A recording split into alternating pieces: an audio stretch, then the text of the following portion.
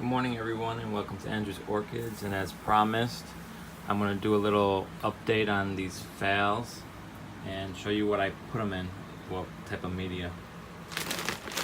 So this is actually the media that I use for them. It's called Repti Bark. I get it at the pet store. It's 100% fur bark, small size, blah blah blah. That's mainly for the animals, but I'll show you why I do this and kind of explain to my thought process behind the madness. And I know I'm probably gonna get a few gasps when I show you guys how I keep my Phalaenopsis, but they like it. And I'll just show you this one. I've showed you guys kind of already in bloom. Now it has some scratches, that's andrew damage, and cut leaf, that's andrew damage, because these things are getting so top heavy that I just had to repot this one into a bigger pot to keep it more stable. And I keep them sitting in a saucer of water, I flush, and roots are going crazy. This one doesn't, because I repotted it, doesn't really show any roots in the bottom, but I'll show some others.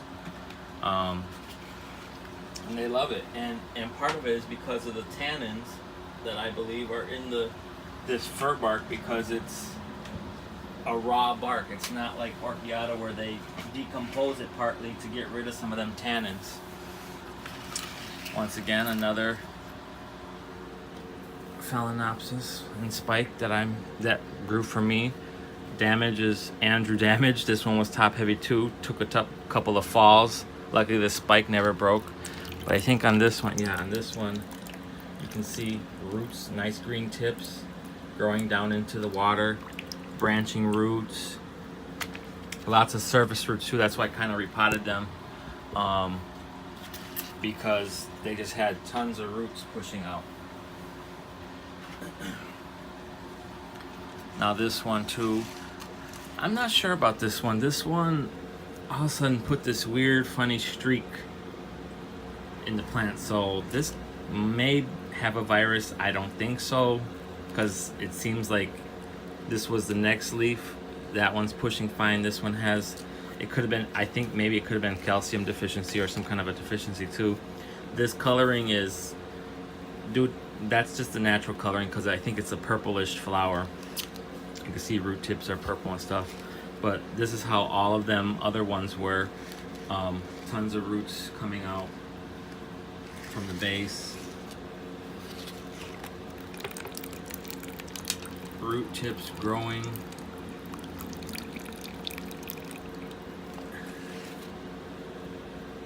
I mean, I think partly one reason why I can get away with growing it like this, I keep my grow space here at 70 or above. It's dipped down a few times into the 60s, but I don't let it get there long, stay like that for long. And now that I got that new thermostat, it's more accurate, so I can really keep a good handle on that. Whereas before I was just using the control on the heater, which is kind of garbage. But also on my pots too, I slice holes in it with a hot knife to give it extra air penetration. So it's kind of like growing in semi-hydro, but just only in the bark. Because of the tannins, that's what I want. This one is going to get repotted into this bigger pot, but I'll just show you. Look, roots. And these were just ordinary, these weren't like, these roots grew for me. These weren't like the ones that came in it from the store. I've had these now for like 8 months. And I got them, well, not 8 months, end of September, early November. So this one looks kind of raggedy because it had a bunch of these, but it developed this. I think it might have been spider mite damage, or some kind of deficiency. It seemed to go away. There's a little pitting right here. Sorry guys. There's a little pitting right here. But that's andrew damage. This one's been taking a dive. It does look like it. I took off all the other leaves that were really damaged. They were still alive like this, and I just peeled them off. I mean, I just figured, what the heck, let me try if it's virus or something else on it. Let me just peel them off. If the orchid dies, it dies, because to me it was going to be garbage anyways if the plant was sick. So I just said, what the heck, let me do it. And it seemed to survive fine. This isn't progressing. It's not on the new leaf. Roots are still doing good. This is so tight in the pot, I can't even like pull it out. That's how much the roots are circling, and they sit in this water. So that's going to be going in there, so it's not so top heavy.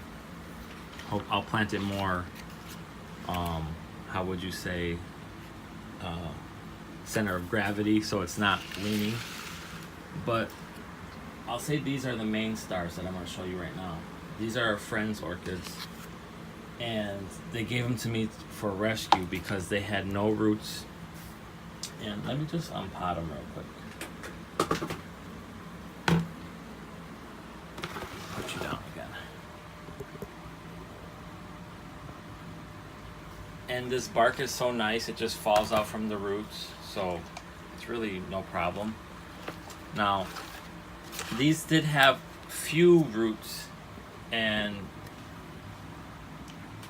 you know, they were semi-okay, but I didn't really go through and trim off all the bad ones and all that mess, because they can branch, they can do something. If there was any live root tissue, I wanted it, so I didn't even mess with it. I just put it in the pot, put it in the water, put it in this bark, and let it do its thing. And this is what grew in the dead of winter.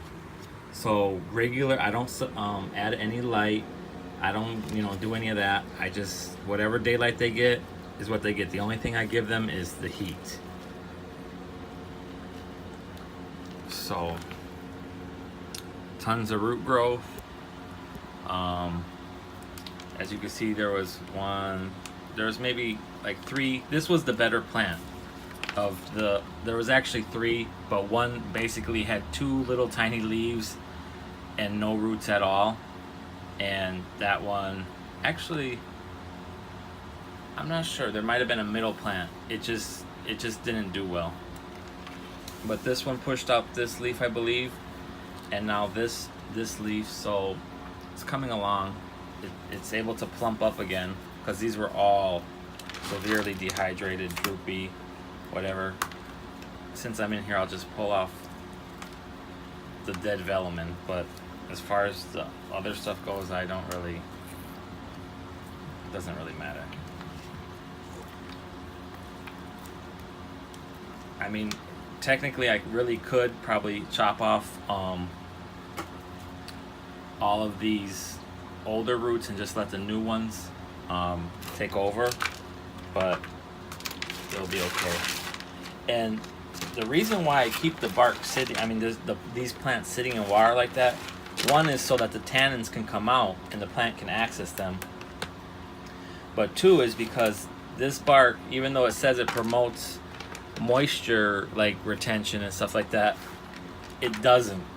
This stuff will float for days without getting moist until you actually push it into the water, and you really have to do a lot to get this to absorb water. So that's why I keep it in the water, because otherwise these things would dehydrate worse than what they were before. So mixing this up like this now, because the stuff on the bottom is actually starting to take on moisture, is a little bit beneficial, because the pot doesn't get as layered, so the consistency of the media stays a little more uniform.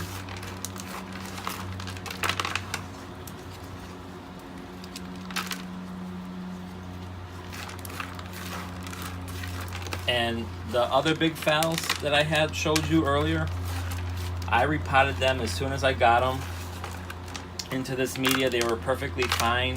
They were in bloom, obviously I got them, and they stayed in bloom. They even held, I pollinated the one, it held the seed pod just fine, no adverse effects. So the thing is when I repot these things, I just pull them out of the pot and shake the bark off that it comes in. And I don't really try to disturb the formation of the roots because they conform to the pot. So I just let it stay in that formation and just slide it back into the pot and just let the bark fall in place. You know, a lot of us have the tendency to want to pull the roots out, stretch them out, and no, they like to be wrapped around the outside of the pot, and that's when we end up stretching them out. Then we have to put them. Then we end up putting them in the center of the pot, and that's where they start to die because they like the air on the outside of the pot.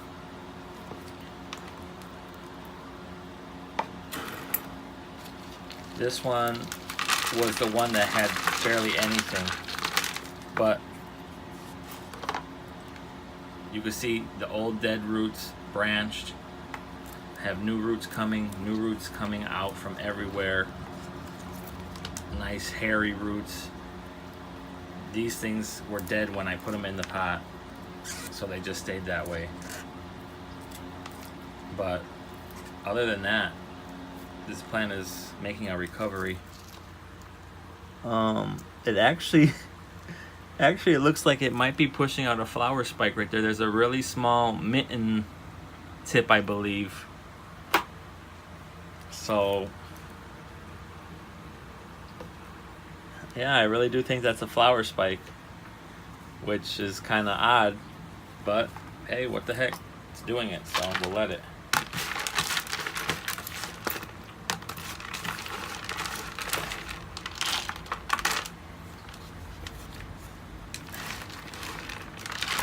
Put this back, and then I'll take out that other one and I'll show you how I basically repotted it in the first place, because that one has massive root system. And you know, I do let these plants, like if the reservoir dries out for a day or something, it's not going to kill it, obviously, but like I said, I keep them sitting in this all the time, sitting in water all the time, but it's just a ½ inch at the bottom. It's not completely up the whole pot, you know, it's just enough to keep humidity going. The roots will search out what they like. I do notice sometimes that they put out a little bit more air root because that's what they want at that time, but there's other times when, as you can see, they're branching down at the bottom. You know, they're searching out nutrients, they're searching out whatever they're looking for.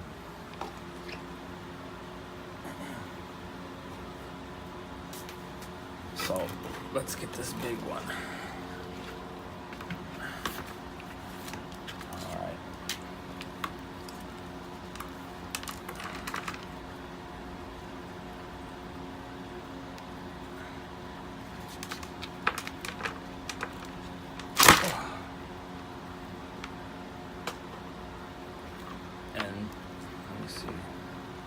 I mean, this is solid root mass. I'm not even gonna attempt to mess with it really. I'm just gonna put it right into this pot.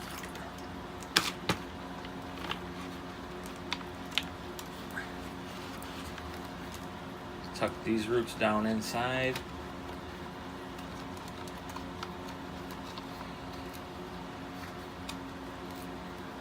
Hopefully it will be stable.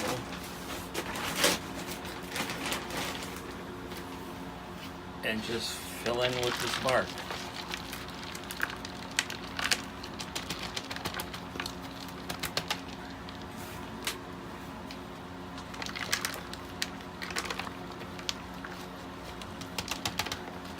This is the same bark that I use in a little bit of my other mixes. Generally though, I use more lava or inert material because I do like to grow my orchids a little bit more wet, kind of in a semi-hydro fashion.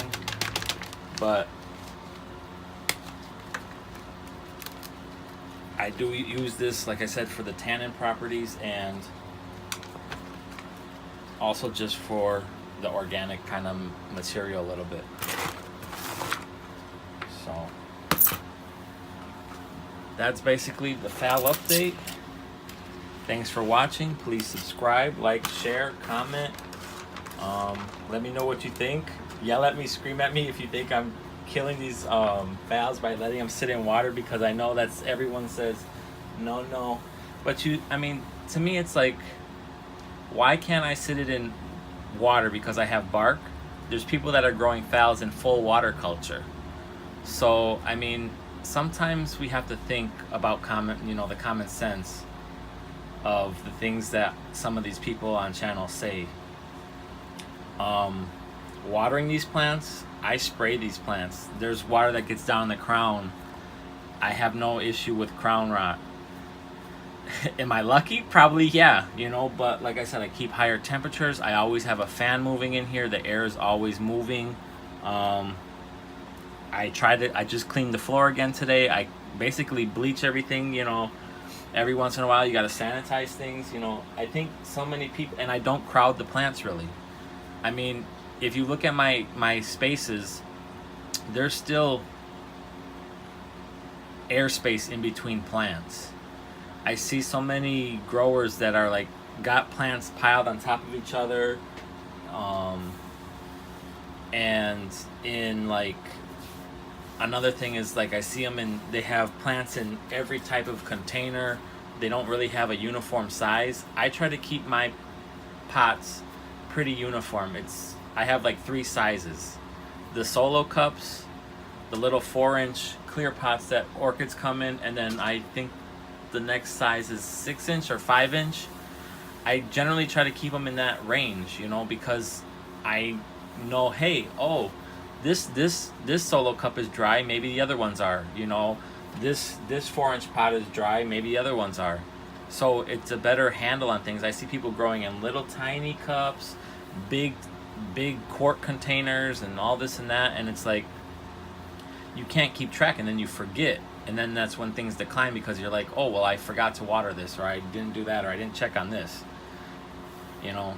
I guess I'm in here all the time, every day, looking, checking, smelling, whatever, just to make sure everything's good. So that's, as someone put, these are kids. These are like kids. You gotta give them some attention. You can't just set it and forget it and expect them to perform. So I guess that's my 2 cents, or more than that. But I guess my next video that I'm thinking about doing is kind of a science-y one. Just some information that I've been coming across and thinking about, as far as medias, and just with all this talk about fertilizers and calcium and all that. It's actually pretty interesting, but look forward for that video and tell me what you think. Thanks for watching again, guys. Bye.